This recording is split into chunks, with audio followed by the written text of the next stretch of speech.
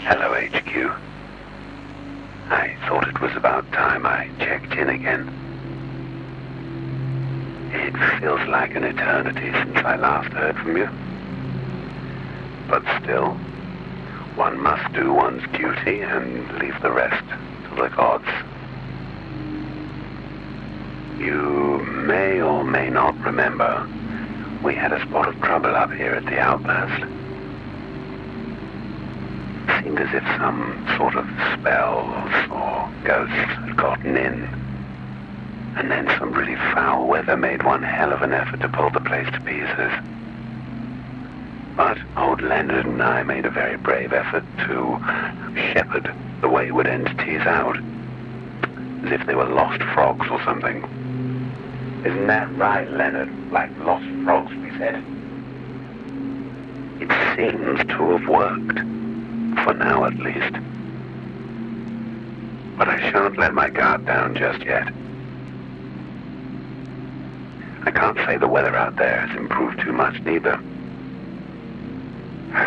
So, as another lonely winter takes grip of the place, I'll continue to monitor these wretched radio signals as best I can. I suppose they make for good company. Sometimes. Other times I'd probably prefer the company of a lost frog, to be quite honest. I do find some of it a little unsettling. Anyway, as usual, I've been making recordings of what I find along the way. So I'll plumb the latest through to you now, okay? And you can see for yourself.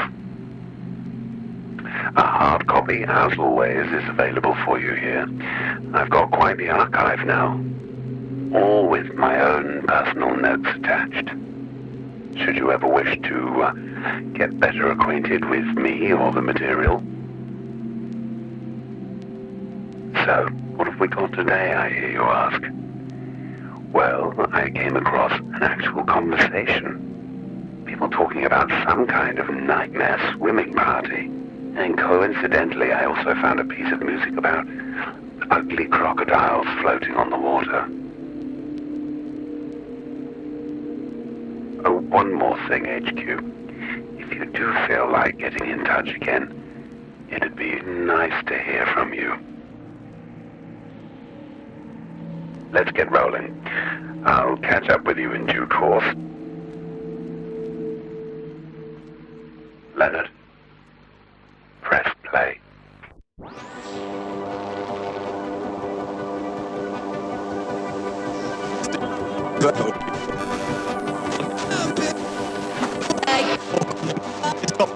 Many of you will be familiar with Fear Swim, one of the longest standing events here in Limbo.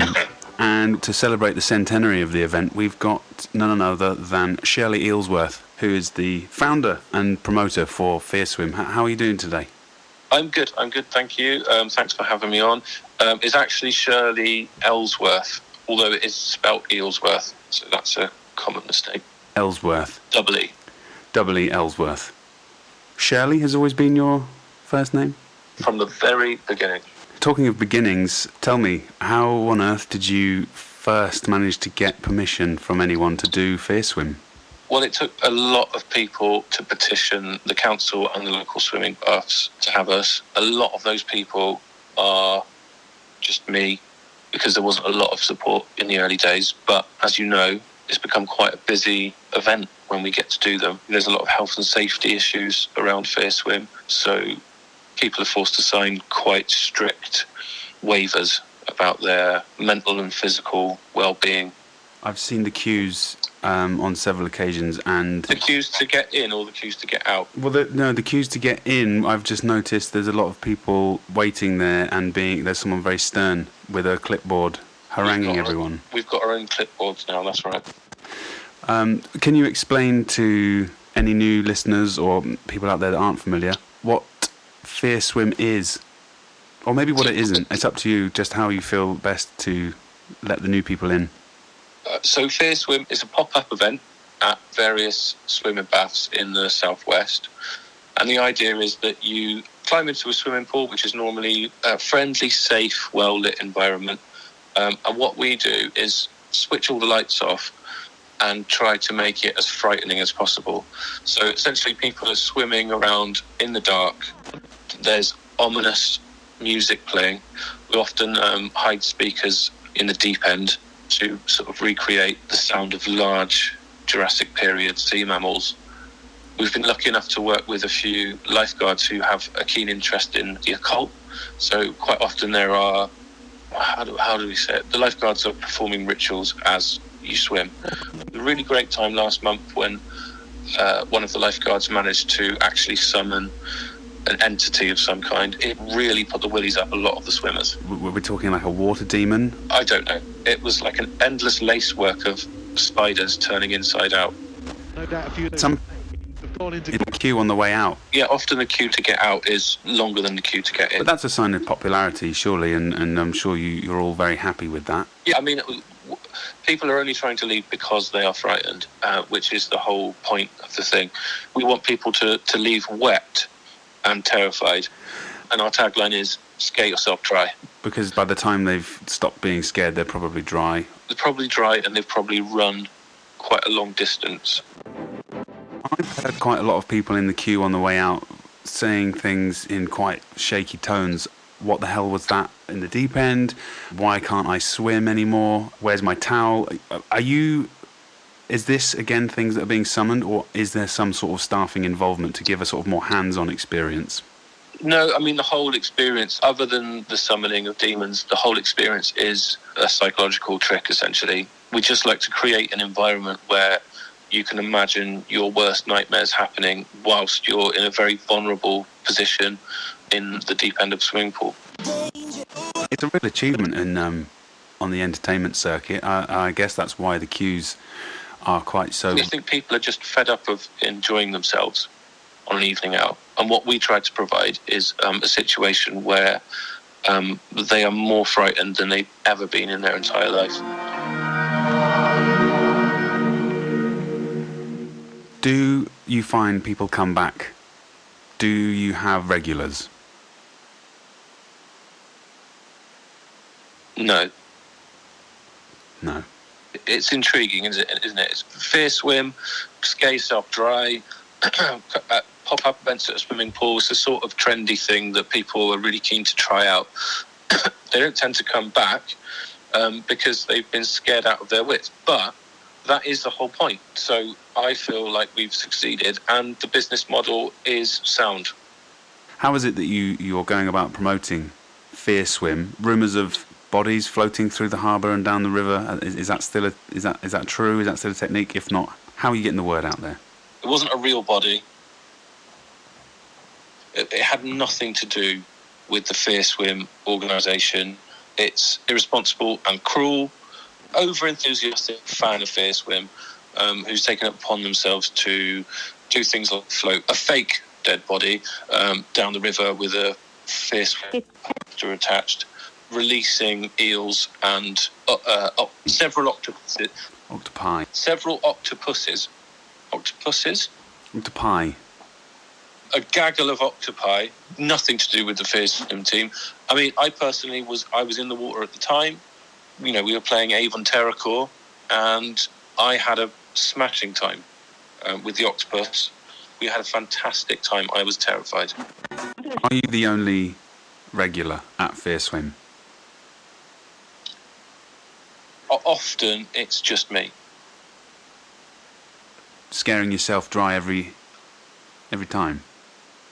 Well, the organisation has to up their game each month in order to scare me dry because my fear... I mean, imagine if the amount of fear your body can produce sort of fills a bucket. Each time I attend a Fear Swim, my bucket gets slightly larger. How long are you in the pool for? How long are you in the water? And how much time would you spend in the deep end until you feel satisfaction. It was my record, and it was 9 minutes. You really are going for the short, sharp terror experience. I mean, it's cold, it's dark. There's a man casting a spell wearing a black robe. Things are on fire that shouldn't be. There are rumbling sounds coming from beneath the swimming pool itself. And, as I said, somebody keeps letting animals loose in the pool itself, which is completely against everything that Fear Swim stands for. But it has happened multiple times, and I expect it will keep happening. But we can't search people that intimately. It would be inappropriate and against the law. Of course, and you're coming under enough scrutiny as it is. Yeah. If people will insist on concealing starfish, cuttlefish, razorfish, razor clams, all these type of things, if they will insist in smuggling them in their gym bags, scorpion fish in the hair, Navy-trained beluga whale in the trousers, there's not a lot we can do about it. God knows how they got the baby crocodiles in. It's beyond our control. You must take it as a compliment that these people are wanting to contribute so much. Yeah. I mean, we do. We love those guys, but from a legal standpoint, we have to condemn their behaviour. That's all I will say. So, I mean, there must be quite a lot of listeners who are absolutely raring to get their gym bags full of their favourite swimmies and get down to where? I mean, how can people look out for where? Is it a bit like a free party? Is there a phone number? How do people find out? What's your next venue? What you need to do to find out is to catch as many buses from the centre of Bristol to the outskirts as possible, and at some point mix a full of shrimp and krill, pull up alongside, and through the window of the top, will fill the entire bus with shrimp and krill, and that is a sign that a new Fear Swim event is happening. We have done posters, but people seem to think that it wasn't a real event. So we found that filling a bus full of shrimp and krill's a bit cheaper. It works better. It makes a splash. People know about it. They hear about it. You know, keep your eye on the 48 and 49. You heard it here first. Maybe the 24. So if anyone is interested, those are the bus routes. Those are the bus routes to keep your eye on. Yeah, I mean, we're not going to tell you when it's going to happen. Tell your friends, cover as many bases as you can. Maybe pick a bus each if you've got enough friends. If you cover the whole day, for example, then you stand a good chance.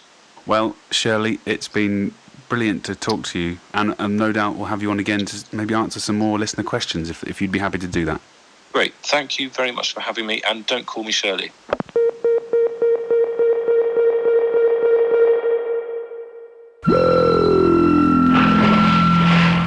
Would you like to listen to uncategorized music at your local public swimming baths? Yes. Whilst receiving the fear of a lifetime? Perhaps you wish to experience the thrill of shadows in the deep end. Fear Swim. Scare yourself dry.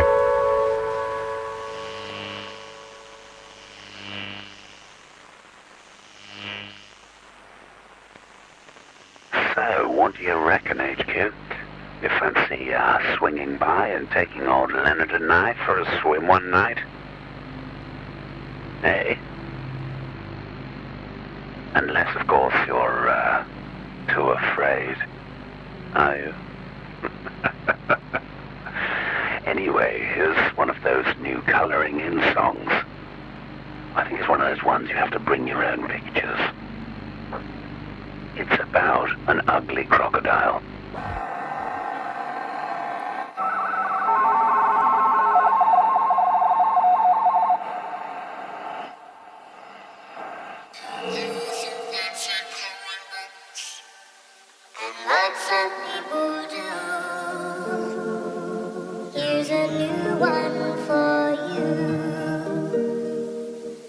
Most unusual coloring book, the kind you never see.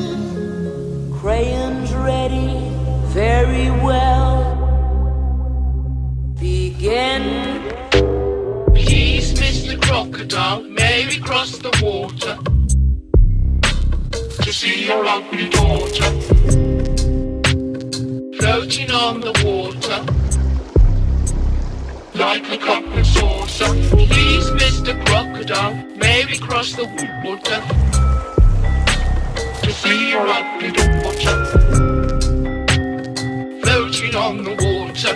Yes, if you're dressed in red.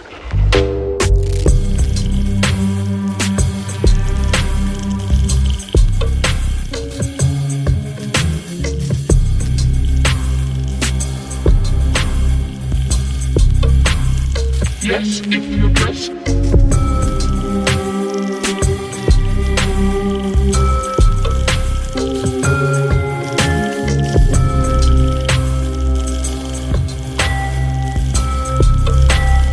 Yes, if you're dressed. Please, Mr. Crocodile, maybe cross the water to your ugly daughter floating on the water like a cup and saucer. Please, Mr. Crocodile, maybe cross the water to see your ugly daughter floating on the water. Yes, if you're dressed in blue.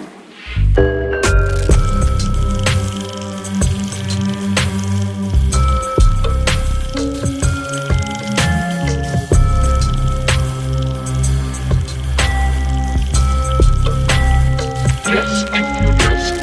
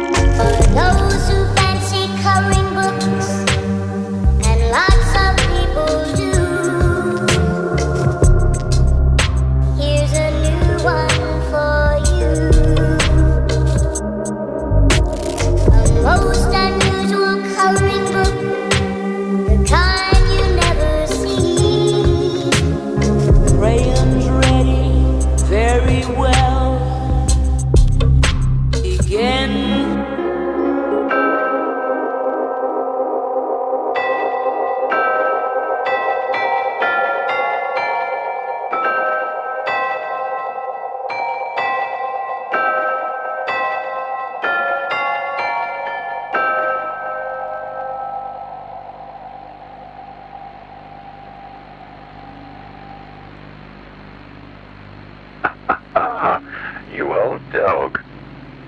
I think old Len's got the hots for his own crocodile. I also think calling her ugly is a stretch. After all, beauty is in the eyes or the ears of the beholder, is it not? Although it can be unbearable, it can drive one to despair. That's everything for now, HQ. Like I said, I'm holding on to the tapes with notes attached in case you or any of your associates want to know more. Yes, I've often wondered if you talk to your colleagues about us lonely old operators. Perhaps they fancy becoming patrons of our craft here at the outpost. Help us with the winter fuel? We'll certainly need it.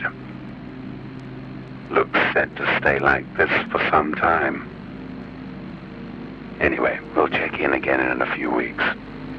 See what else we can fish out of the noise in the meantime. And thank you for your time, HQ. Until next time. Over and out. Right then, Leonard. Last one to draw scorpion fish goes to check the generator. No, you know the rules. I don't want a repeat of last time. Come on, do it properly. Colour it in right to the edges.